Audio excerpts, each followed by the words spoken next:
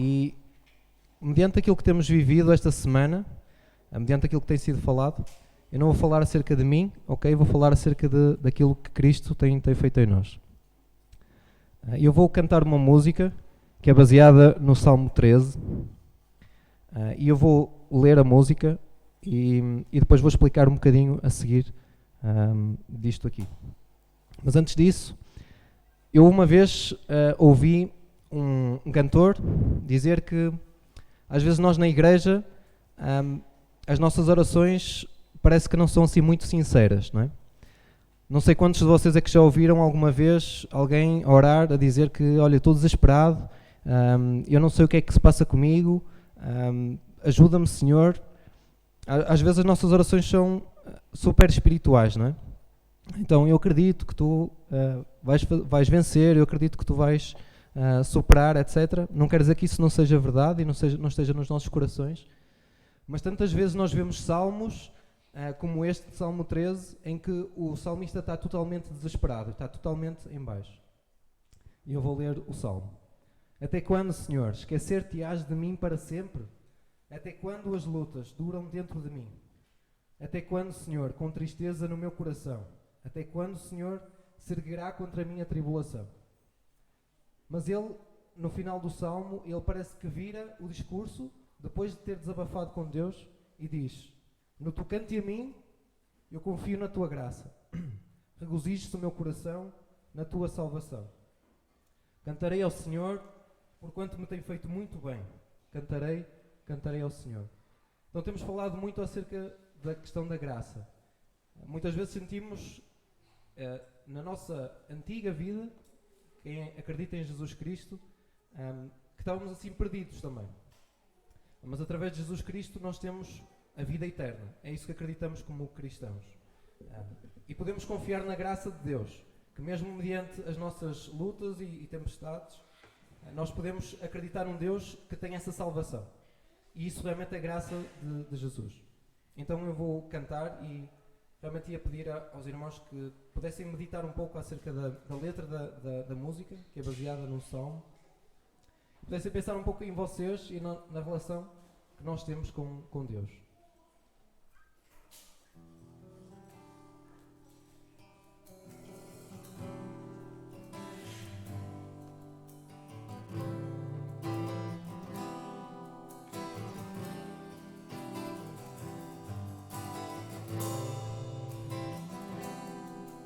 Até quando, Senhor, esquecer-te-ás de mim para sempre? Até quando as lutas duram dentro de mim? Até quando, Senhor, com tristeza no meu coração? Até quando, Senhor, se erguerá contra a minha tribulação? No tocante a mim, confio na tua graça, regozijo-se o meu coração na tua salvação.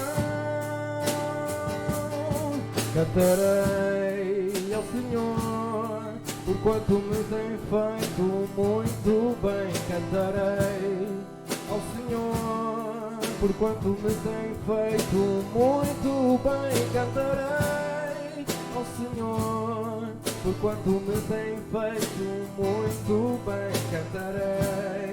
Cantarei ao Senhor.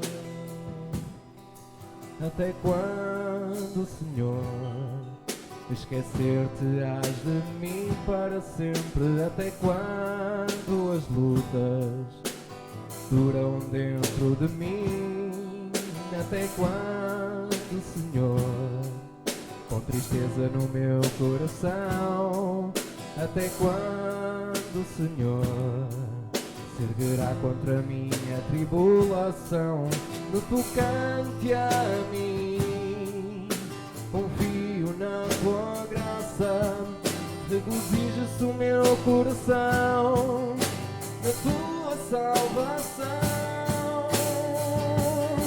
Cantarei ao Senhor, porquanto me tem feito muito bem. Cantarei ao Senhor, por quanto me tem feito muito bem. Cantarei ao Senhor, por quanto me tem feito muito bem. Cantarei, cantarei ao Senhor, cantarei ao Senhor, por quanto me tem feito muito bem.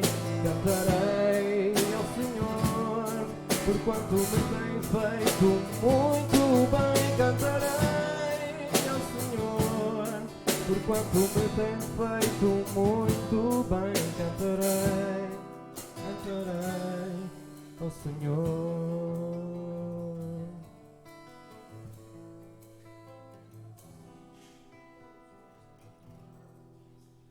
Senhor, obrigado, Pai, porque podemos cantar a Ti, Senhor, sabendo que Tu tens a salvação, sabendo que nós, na verdade, não merecíamos, Pai, mas através da Tua graça, Tu nos deste uma vida nova com Deus, o Pai.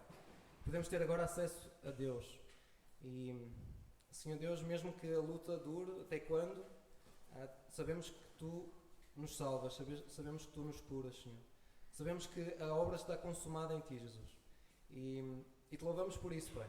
Cantarei ao Senhor porque Tu me tens feito muito bem, Deus. Porque Tu nos tens feito muito bem, Senhor. Obrigado, Senhor, pela Tua grande salvação. Obrigado porque podemos ter um relacionamento contigo. E ajuda-nos, Pai, como comunidade, a andarmos cada vez mais perto de Ti, Senhor. E a apoiarmos uns aos outros, Senhor Deus. Realmente nas dificuldades que temos uns aos outros, Deus.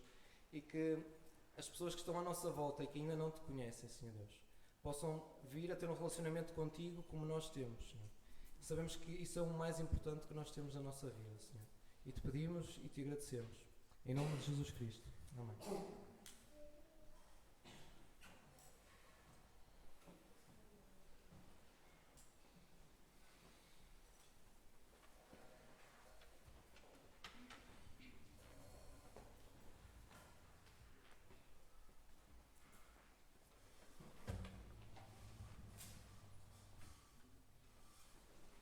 Aqueles que não conhecem o Pastor Paulo, ele tem sido um instrumento de Deus, usado pelo Espírito para a vida de muita gente, e desde enquanto pastor, enquanto professor, enquanto líder, Deus o tem utilizado e nós estamos certos que Deus vai continuar a utilizá-lo. Temos passado aqui algum tempo juntos e aquilo que eu tenho ouvido daqueles que têm participado nestas conferências, neste tempo que temos passado juntos, tem sido algo edificante e nós estamos certos que o Senhor vai usá-lo esta noite também para partilhar desafios connosco. E obrigado, Pastor Paulo. É um prazer. Ele vai falar acerca dele melhor do que eu, não é? Normalmente é assim, não é? Ou não? Será que há outras pessoas que conhecem mais de nós próprios do que nós mesmos? Não é? Deus te abençoe também. Obrigado.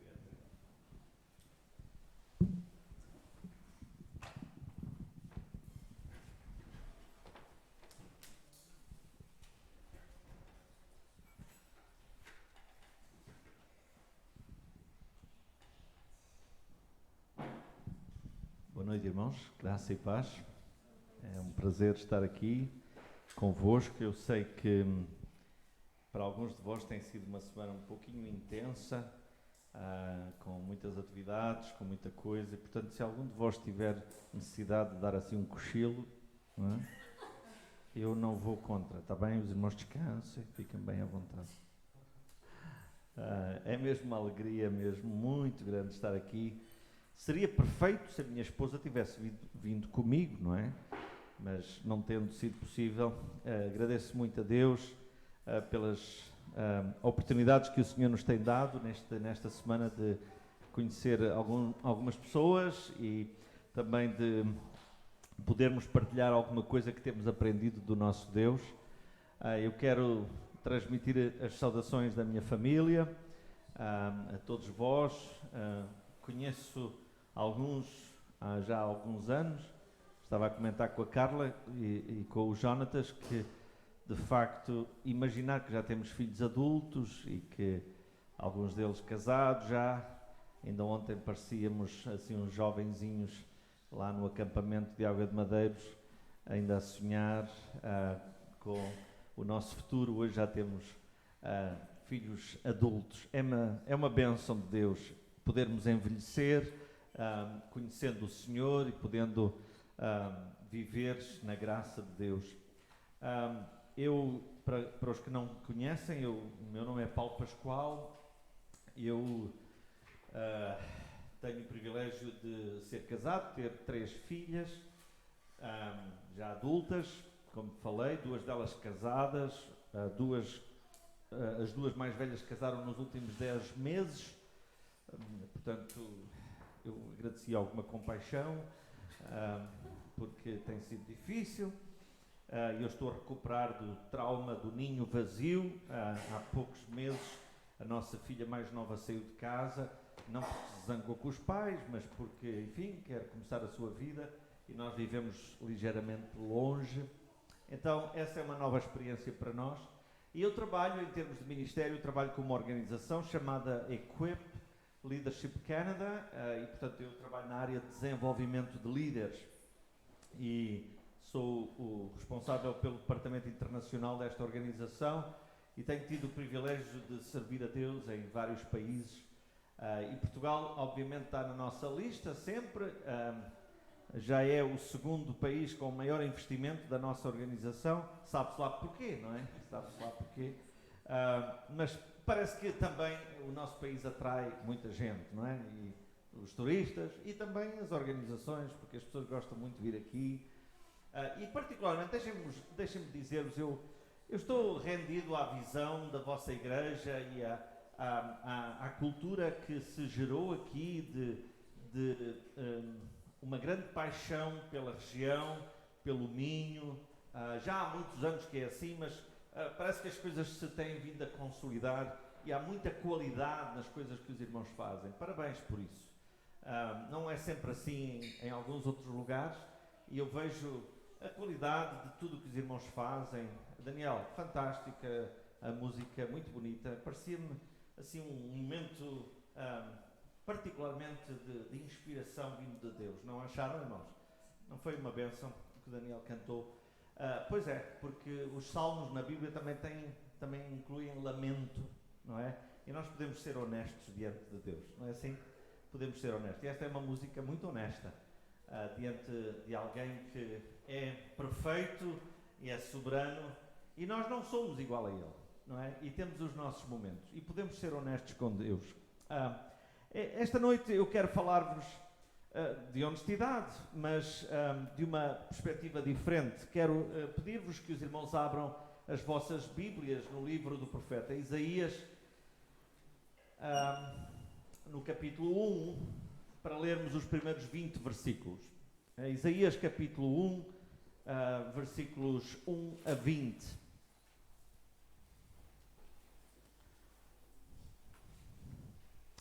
Isaías 1, 1 a 20. E a palavra de Deus diz o seguinte: visão de Isaías, filho de Amós, que ele teve a respeito de Judá e Jerusalém, nos dias de Uzias, Jotão, Acaz e Ezequias, reis de Judá. Ouvi, ó céus, e dá ouvidos, ó terra, porque o Senhor é quem fala. Criei filhos e os engrandeci, mas eles estão revoltados contra mim. O boi conhece o seu possuidor, e o jumento o dono da sua manjedoura. Mas Israel não tem conhecimento, o meu povo não entende. Ai desta nação pecaminosa, povo carregado de iniquidade, raça de malignos, filhos corruptores. Abandonaram o Senhor, blasfemaram do Santo de Israel, voltaram para trás. Porque haveis de ainda ser feridos, visto que continuais em rebeldia? Toda a cabeça está doente e todo o coração enfermo. Desde a planta do pé até à cabeça não há nele coisa sã, senão feridas, contusões e chagas inflamadas, umas e outras não espremidas, nem atadas, nem amolecidas com óleo. A vossa terra está assolada e as vossas cidades consumidas pelo fogo. A vossa lavoura e os estranhos devoram em vossa presença. E a terra se acha devastada como numa subversão de estranhos. A filha de Sião é deixada como choça na vinha, como palhoça no pepinal, como cidade sitiada. Se o Senhor dos Exércitos não nos tivesse deixado alguns sobreviventes, já não nos teríamos tornado como Sodoma e semelhantes a Gomorra. Ouvi a palavra do Senhor, vós, príncipes de Sodoma, prestai ouvidos à lei do nosso Deus, vós, povo de Gomorra. De que me serve a mim a multidão de vossos sacrifícios, diz o Senhor? Estou farto dos holocaustos de carneiros e da gordura de animais cevados, e não me agrado do sangue de novilhos, nem de cordeiros, nem de bodes. Quando vindes para comparecer perante mim, quem vos requereu só pisardes os meus átrios? Não continueis a trazer ofertas vãs. O incenso é para mim abominação. E também as festas da lua nova, os sábados e a convocação das congregações. Não posso suportar a iniquidade associada ao ajuntamento solene. As vossas festas da lua nova e as vossas solenidades, a minha alma as aborrece. Já me são pesadas, estou cansado de as sofrer. Pelo que quando estendeis as mãos, escondo de vós os olhos. Sim, quando multiplicais as vossas orações, não as ouço, porque as vossas mãos estão cheias de sangue. Lavai-vos, purificai-vos, tirai a maldade dos vossos atos do diante dos meus olhos, cessai de fazer o mal, aprendei a fazer o bem, atendei à justiça, repreendei ao opressor, defendei o direito do órfão, pleiteai a causa das viúvas. Vinde, pois, e arrazoemos, diz o Senhor. Ainda que os vossos pecados sejam como a escarlata, eles se tornarão brancos como a neve, ainda que sejam vermelhos como o carmesim, se tornarão como a lã. Se quiserdes e me ouvirdes, comereis o melhor desta terra. Mas se recusardes e fordes rebeldes, sereis devorados à espada, porque a boca do Senhor o disse. É um texto duro, não é?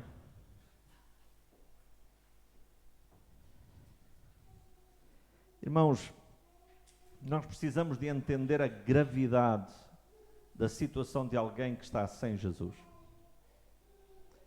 Nós não podemos pôr paninhos quentes numa coisa chamada separação de Deus. Nós não podemos falar de morte como se de qualquer outra coisa se tratasse.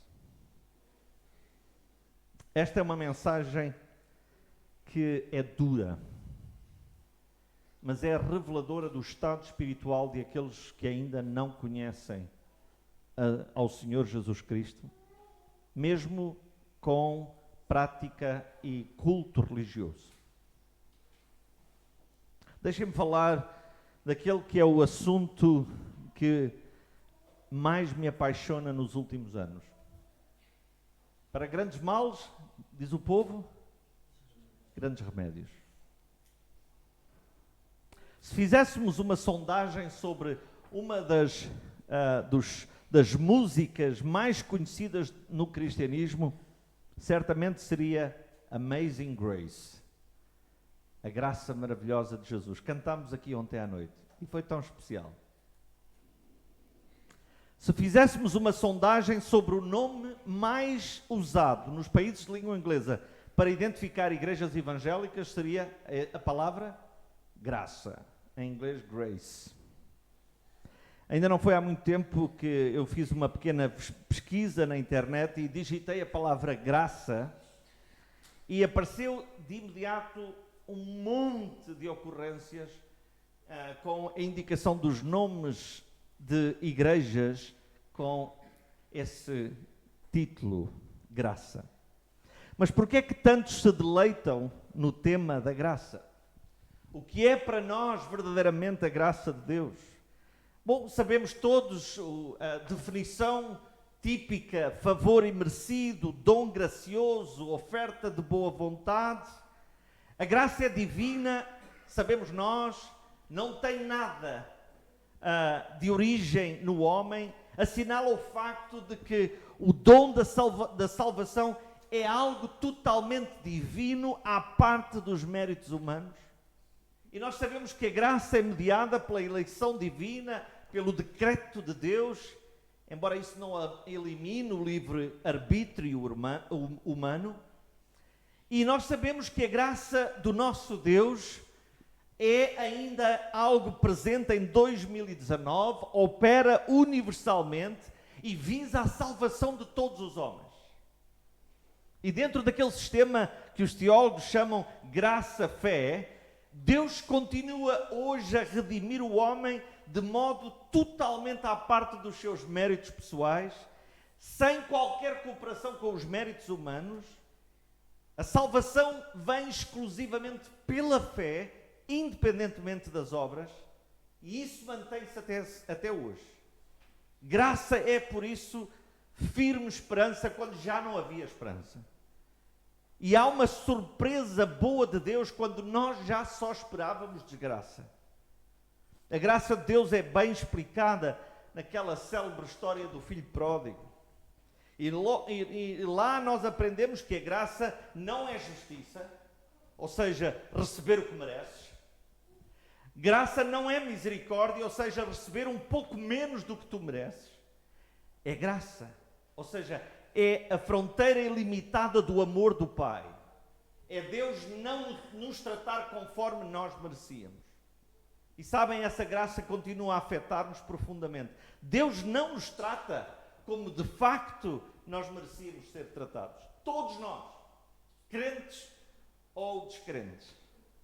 Todos nós recebemos o que os teólogos chamam de graça comum.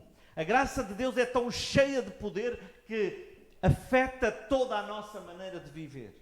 É ela que dá coragem ao homem que a recebe.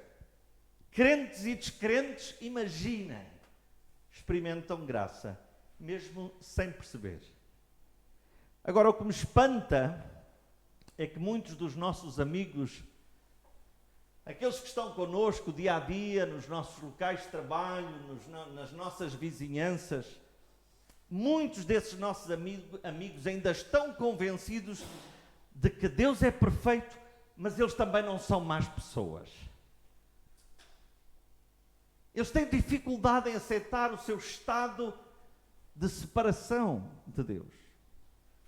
Eu lembro-me sempre da história de alguém que dizia que não queria, numa idade já avançada, não queria ter problemas nem com Deus nem com o diabo. E dizia assim, bom, nesta idade eu digo assim, Deus é bom, mas o diabo também não é mau. Mas há outros que estão convencidos que eles não são pessoas com uma ética que os levaria a ficarem separados eternamente de Deus. Há algum tempo atrás eu ouvi alguém que fez esta definição sobre si mesmo. Eu estou bem com Deus. Eu faço o bem. Eu vou à igreja pelo menos 3 vezes por ano. Eu sou um bom chefe de família. Eu pago os impostos. E por isso eu creio que a minha salvação está assegurada. Estou a citar o que essa pessoa me escreveu. E Deus não deve ter queixas de mim. Basta comparar-me com a malandragem que anda por aí. O problema é que este meu amigo não sabe, agora já sabe, mas não sabia o que a Bíblia ensina. E por isso muitos dos nossos amigos correm imensos riscos. Se as pessoas quiserem ouvir o que a Bíblia diz, saberão o seguinte. Primeiro, não há ninguém mais perfeito do que o nosso Deus. Ele sim é perfeito, ele sim é santo em tudo. E por isso Deuteronômio, capítulo 32, versículo 4 diz, ele é a nossa rocha. As suas obras são todas perfeitas e seus caminhos todos justos.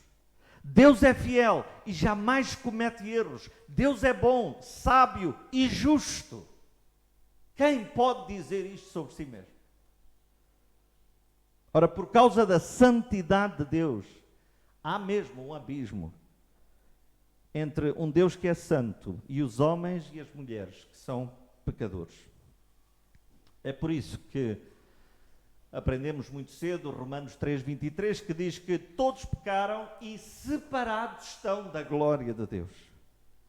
E eu tenho feito algumas vezes um exercício breve com alguns dos meus amigos que se sentem auto-justificados e que não estão impedidos de uma intimidade com Deus. Eu faço este exercício com eles. Vejam, uma forma simples de explicar o nosso estado, a nossa condição espiritual. É pegar nos 10 mandamentos dados por Deus. O primeiro mandamento diz: não tenhas outros deuses além de mim. E a minha pergunta é: podes com verdade afirmar que todos os dias, a toda a hora, tu pões Deus em primeiro lugar? Tu podes dizer com honestidade que Ele é o centro da tua vida em todas as coisas e em todo o tempo? Se não é o caso, tu pecas. Tu não estás no estatuto ainda de Deus. E sendo pecado, o que é que o pecado merece? O pecado merece condenação. Vamos ao 5º mandamento. Honra a teu pai e a tua mãe. E a pergunta aos meus amigos tem sido: o teu relacionamento com os teus familiares tem sido sempre correto? Tem sido sempre honroso? Tens sempre honrado os teus pais? Desde sempre? E as pessoas com honestidade respondem: não. O que é que a Bíblia chama a isso? Pecado. O que é que merecias por violar este mandamento? Um salário. Um salário do tipo Romanos 6:23. O salário do pecado é a morte, mas o dom gratuito de Deus é a vida eterna. Também usa o 7º mandamento: não adulterarás. Quem é que nunca teve pensamentos impuros? Ou talvez até tenha cometido atos que são mais do que simplesmente pensamentos impuros? Qual é o nome que se dá a isso? Errar o alvo. Pecado. 8º mandamento: não furtarás. E eu pergunto: será que nunca aconteceu tu seres um instrumento para fazer diminuir alguma coisa a alguém? Nem que fosse uma esferográfica. Uma peça de fruta. Um ato desonesto. Sabem, a palavra de Deus em Mateus 5:20 diz que se a nossa justiça não exceder as dos escribas e fariseus, não entraremos no reino dos céus. Ora, se nós concordamos com este facto, nós já temos uma compreensão espiritual da nossa condição diante de Deus muito acima da média. Quer dizer que pelos nossos próprios méritos nós não vamos conseguir ter um relacionamento com esse Deus que é perfeito. E se eu tivesse aqui um quadro, eu desenharia agora aqui uma linha e colocaria aqui o homem ou o ser humano aqui embaixo e Deus aqui em cima. Há de facto um abismo muito grande entre Deus e nós que somos pecadores. Um Deus santo e nós que somos pecadores. E um exercício que eu costumo fazer com os meus amigos é perguntar: de todas as pessoas vivas que tu conheces, qual é a pessoa que tu conheces mais próxima de Deus? E tenho ouvido todo o tipo de respostas quando eu faço esta pergunta. Deus aqui em cima e o homem aqui. E eu pergunto: qual é a pessoa que está mais próxima de Deus que tu conheces, viva? E algumas pessoas têm dito o Papa. Outros disseram: foi o Billy Graham, mas já faleceu. Eu não ouvi o pastor, ninguém fazer referência ao pastor Theo, mas é capaz, está na lista. Mas eu sempre indico às pessoas para colocarem nesta linha um nome de uma pessoa que consideram a mais próxima de Deus. E as pessoas lá põem aqui um nome ou outro aqui, e a pergunta inevitável é esta: e tu onde é que ficas? E sabem, as pessoas não têm coragem de pôr o nome deles à frente do Papa. Não têm. Não sei se sabe-se lá porquê, não é? Alguns põem aqui o nome, outros até põem para baixo do limite que eu tinha colocado.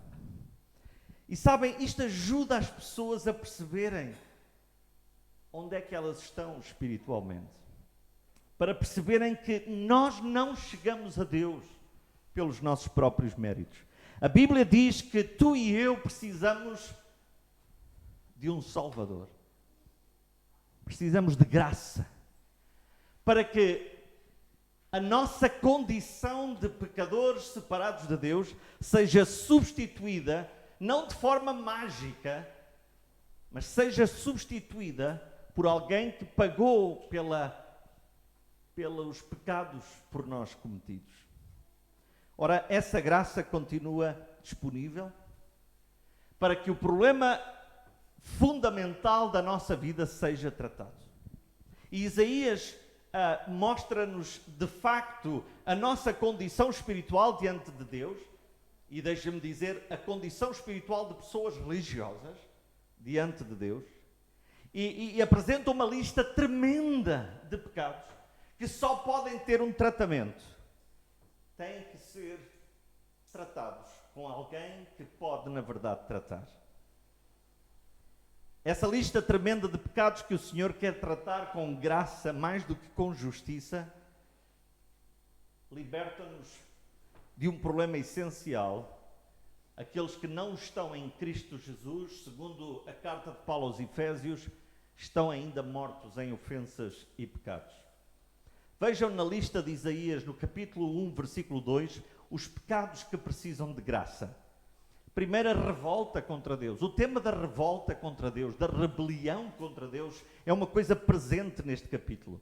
E sabem porquê? Porque, de facto, magoa o coração de Deus quando as pessoas se rebelam contra o seu Criador. Porque todos nós, no Éden, fomos criados com o potencial de ter um relacionamento com Deus. Mas há revolta nos nossos corações. O Senhor criou os israelitas, cuidou deles desde a sua juventude, guiou-os, estabeleceu-os, elevou-os a uma posição de respeito, mas agora estão revoltados contra Deus. Diz o texto que eles se tornaram infiéis, que eles quebraram os laços íntimos que os ligavam a Deus. Isto é aplicado não só ao povo, mas aos profetas. E apesar de uma atitude piedosa, fingida, o povo havia desertado Deus. O povo violou a justiça, o povo tornou-se idólatra, o povo já não sabia quem era o seu dono, não conhece mais a Deus como seu Pai, não entendem as palavras de Deus, não entendem as obras de Deus. Estavam zangados com Deus. Eu não sei sobre ti, mas eu conheço pessoas assim, que estão mesmo revoltadas contra Deus. Talvez não expressem isso, mas a sua indisponibilidade para se deixarem amar por Deus revela desapontamento. Estás zangado com Deus? Tens considerado Deus distante, parcial? Achas que Ele não te ama mais, que Ele te abandonou? Ou conheces pessoas assim, a precisar da graça? No versículo 4, para além da revolta, nós temos ingratidão. O versículo 4 indica a expressão do próprio profeta a denunciar ingratidão para com o santo de Israel. Rebelião, ingratidão. O povo despreza o santo em quem tem a redenção. Voltaram-lhe as costas, diz o texto. Voltaram-lhe as costas por ingratidão. Desprezaram aquele que os fez povo. Deixaram de ver as obras de Deus na sua vida. Conhecem pessoas assim? Ou quem sabe, és tu uma dessas pessoas que deixaste de ver as obras de Deus na tua vida? Que deixaste de reconhecer Deus nos teus caminhos? Que por alguma distração continuada, tu pensas que tudo o que tens e és é obra das tuas mãos. Por isso deixaste de reconhecer Deus na tua vida. Pecados que precisam de graça. Rebelião, revolta, ingratidão. Do versículo 5 ao versículo 9, dureza de coração. Eu conheço pessoas assim, duras de coração. Do versículo 5 ao versículo 9, a descrição é de que os israelitas endureceram debaixo da mão de Deus que os afligiu. Parecia que eles queriam ainda sofrer mais pela sua rebeldia e por isso ainda se endureciam cada vez mais. Dureza de coração. Falando esta semana com vários líderes aqui, alguns diziam que esta é uma região em que a religião endureceu os corações. Versículo 5 a versículo 9 é uma descrição que podia perfeitamente aplicar-se a muita religiosidade no Minho deste país. Mas no versículo 9 diz o texto: o Senhor, ainda assim, foi misericordioso. E mesmo assim, eles não viam. Conhecem pessoas com o coração insensível. Conhecem pessoas com o coração endurecido.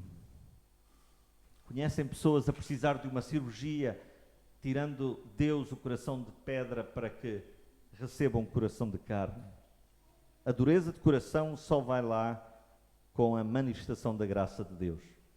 Do versículo 10 ao versículo 15, nós vemos que a falsa adoração também precisa de graça. Rebelião, ingratidão, dureza de coração, falsa adoração.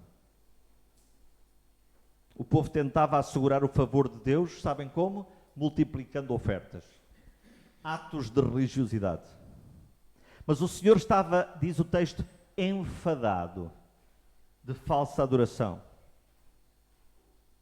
No versículo 14, há de facto uma expressão clara dessa falsa adoração. Num lugar que era santo, havia falsa adoração. As orações eram meros atos exteriores de pessoas com uma atitude verdadeiramente distante. Faltava-lhes temor, faltava-lhes reverência ao Senhor.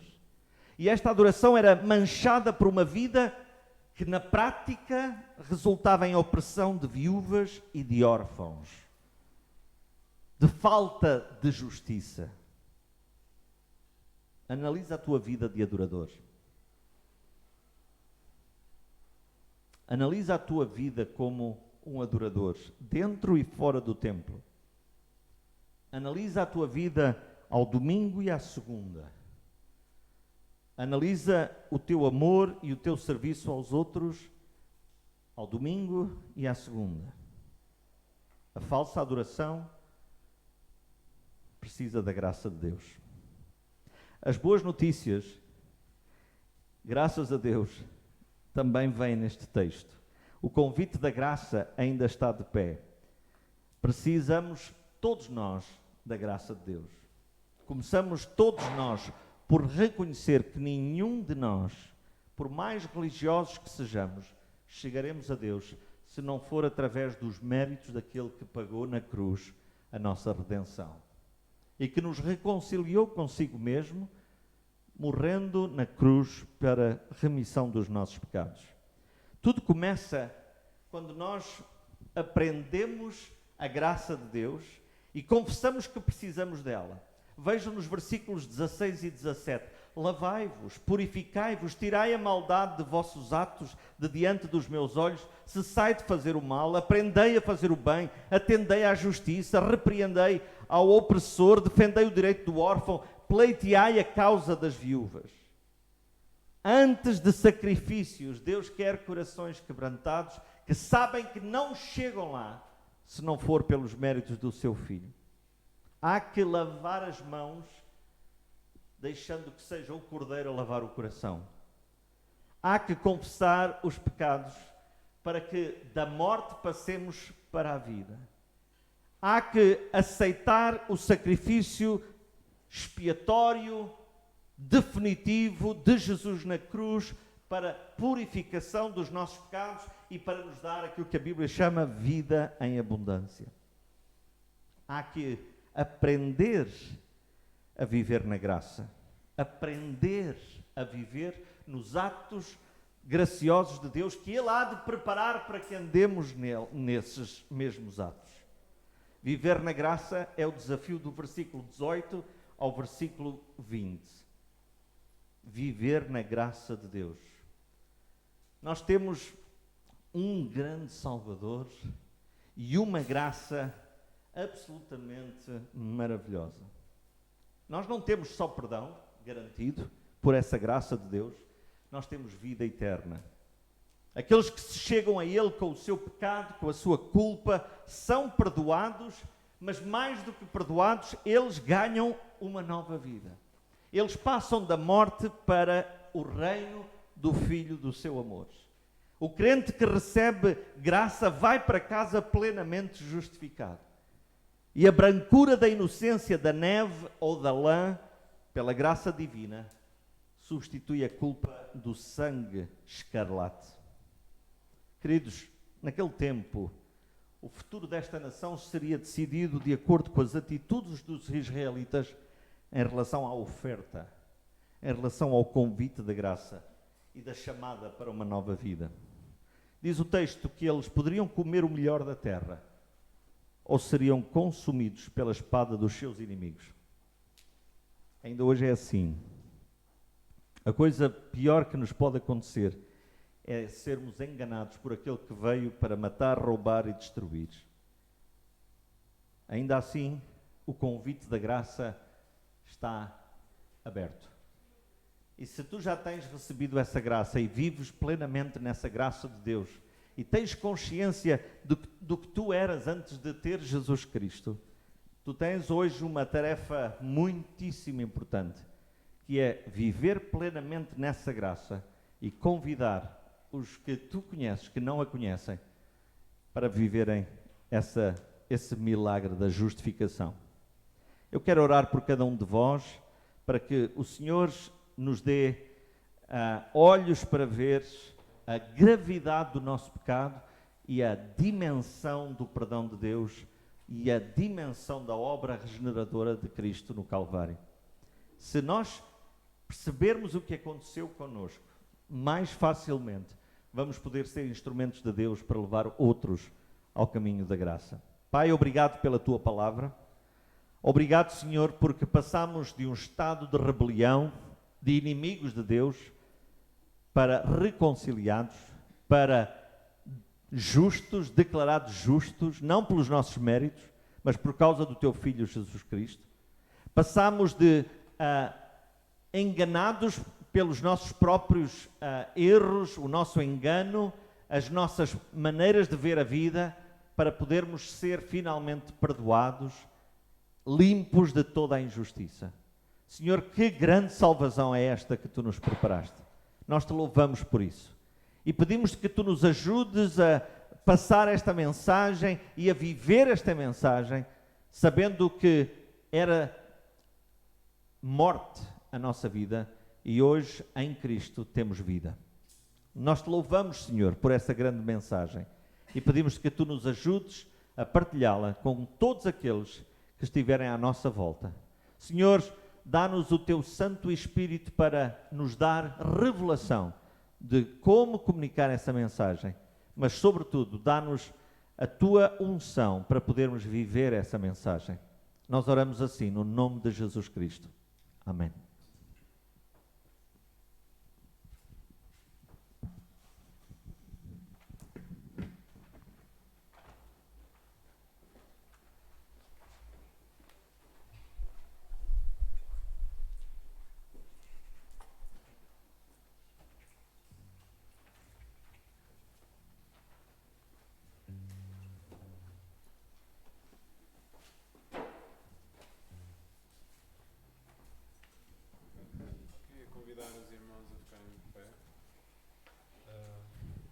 Não sei se já aconteceu com vocês, mas já dei por mim num culto a ouvir a mensagem e a pensar: quem me dera que aquele meu amigo estivesse aqui, ou quem me dera que o meu vizinho ouvisse estas palavras, são mesmo para ele. Mas nós precisamos admitir que Deus não se engana, Deus não se esqueceu de trazer esse nosso amigo ou esse nosso vizinho, e a mensagem que era para ele pode ser para ele, também é para nós. Nós estamos aqui por uma razão, e Deus falou especificamente isto a cada um dos nossos corações.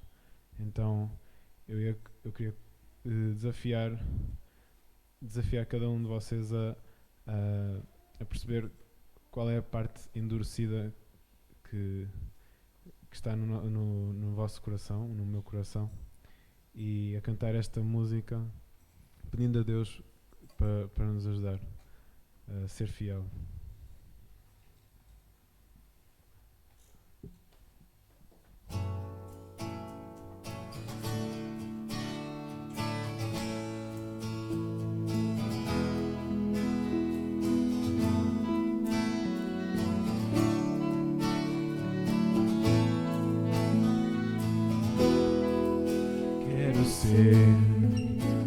Fiel neste caminhar a dor, com amor real, sem fingir a minha fé,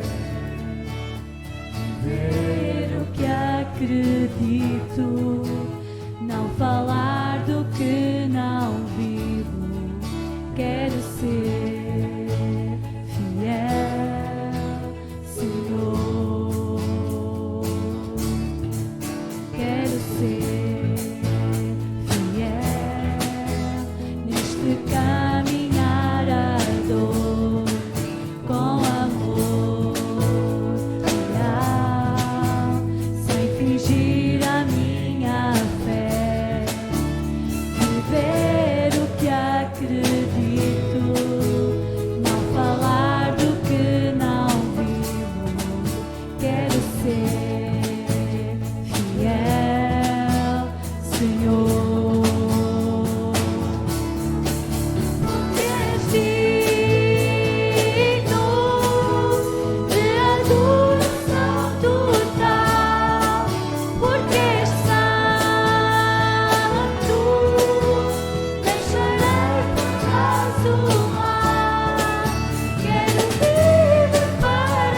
ti, com o coração completo. Pois quando deste tudo, tudo por mim.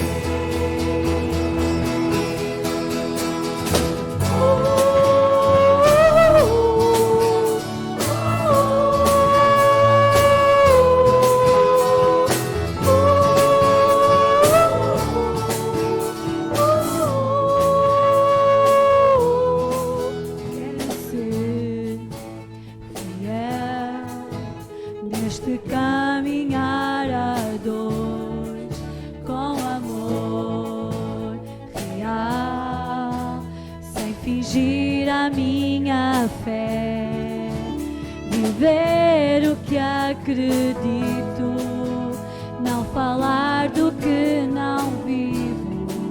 Quero ser fiel, Senhor. És digno de adoração total, porque és santo. Deixarei por trás o mal, quero viver para ti, com o coração completo. Pois deste tudo, tudo por mim.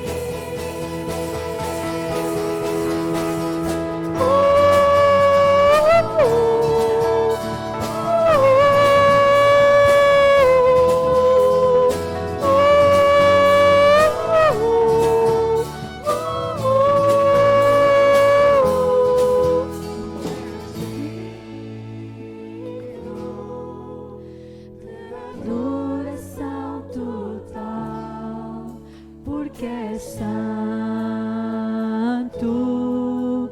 Deixarei para trás o mal, quero viver para ti, com o coração completo. Pois quando deste tudo, tudo por mim.